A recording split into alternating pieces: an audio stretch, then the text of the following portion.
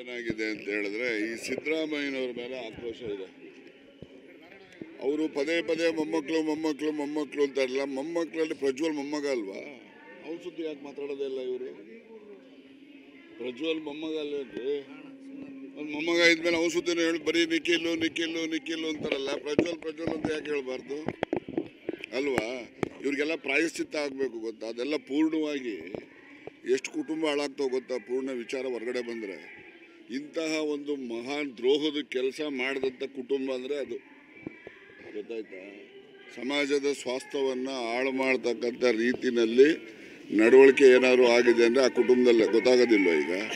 ಈಗೇನೋ ಕುಮಾರಸ್ವಾಮಿ ಪಾಪ ಮಗನಿಗೆ ನಿಲ್ಲಿಸ್ಬೇಕು, ಗೆಲ್ಲಿಸ್ಕೋಬೇಕು, ಅವ್ರ ಆಸಕ್ತಿ ಇದೆ, ಮಾಡ್ಕೊಳ್ಳಿ, ಅದ್ರಲ್ಲಿ ತಪ್ಪು ನಾನು ಹೇಳೋದಿಲ್ಲ.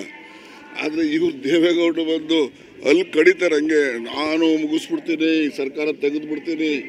ಏನು 136 ಜನ MLA ಇದ್ದಾರಲ್ಲ, ಏನು MLA ಇವರ ಬಾಂಡೆಡ್ ಲೇಬರ್ಸ್ ಇವ್ರ ಹತ್ರ ಅವ್ರಿಗೇನು ಸ್ವಶಕ್ತಿ ಸ್ವಬುದ್ಧಿ ಏನು ಇರೋದಿಲ್ವಾ? ಇವರು ಪ್ರಜಾಪ್ರಭುತ್ವಕ್ಕೆ ದೇವೇಗೌಡರು ಹೇಳ್ತಕ್ಕಂಥದ್ದು ಅವ್ರು ಹಿರಿಯರಿದ್ದಾರೆ, ಅವರ ಹಿರಿತನಕ್ಕೆ ಗೌರವ ಬರುವ ರೀತಿಯಲ್ಲಿ ಅವ್ರ ಮಾತುಗಳು ಇರಬೇಕು ಅನ್ನೋದು ನಮ್ಮ ನಿರೀಕ್ಷೆ. ಅದನ್ನು ಬಿಟ್ಬಿಟ್ಟು ಇವರು ಸರ್ಕಾರ ತೆಗೆದುಬಿಡ್ತೀನಿ ಅಂದರೆ ಪ್ರಜಾಪ್ರಭುತ್ವ ವ್ಯವಸ್ಥೆಗೆ ಮಾಡೋ ಅವಮಾನ. ಏನು ಪ್ರಜಾಪ್ರಭುತ್ವ ವ್ಯವಸ್ಥೆಯನ್ನು ಸ್ಥಾಪನೆ ಮಾಡಲಿಕ್ಕೆ ಏನು ಅಂಬೇಡ್ಕರ್ ಅವರು ಬರೆದಂಥ ಸಂವಿಧಾನಕ್ಕೆ ಮಾಡ್ತಕ್ಕಂಥ ಅವಮಾನ ಇದು. ಪಾಪ ನಾನು ಏನಾದ್ರು ದೇವೇಗೌಡನ ಮಗ ಆಗಿದ್ರೆ ನೀವು ಹೊರಗಡೆ ಬಂದು ಈ ರೀತಿ ಎಲ್ಲ ತೊಂದರೆ ತಗೋಬೇಡಿ, ನೀವು ಮನೇಲಿರಿ, ನಾವೇನೋ ರಾಜಕಾರಣ ಮಾಡ್ಕೊಳ್ತೀವಿ ಅಂತೇಳಿ ಅವ್ರನ್ನ ಮನೇಲಿ ಇರಿಸ್ತಾ ಇದ್ದೆ. ಆ ಕೆಲಸ ಅವ್ರ ಮೊಮ್ಮಕ್ಕಳು ಮಾಡಬೇಕಾಗಿತ್ತು, ಹೌದಲ್ವಾ? ಅವ್ರನ್ನ ಪಾಪ ಅವ್ರಿಗೆ ವಯಸ್ಸಾಗಿದೆ, ಅವ್ರಿಗೆ ಆದಂಥ ಆರೋಗ್ಯದ ಸಮಸ್ಯೆ ಇದೆ, ಅವ್ರನ್ನ ಕರ್ಕೊಂಬಂದು ಬೀದಿನಲ್ಲಿ ಪಾಪ ಅವ್ರಿಗೆ ಹಿಂಸೆ ಕೊಡೋದಲ್ವ ಅದು?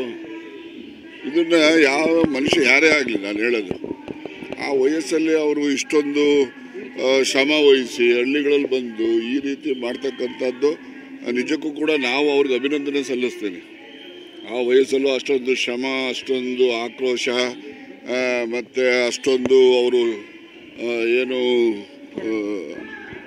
ಶ್ರಮ ವಹಿಸ್ತಾರಲ್ಲ, ಅದಕ್ಕೆ ಅವ್ರಿಗೆ ಅಭಿನಂದನೆ. ಅವರ ಈ ವಯಸ್ಸಲ್ಲೂ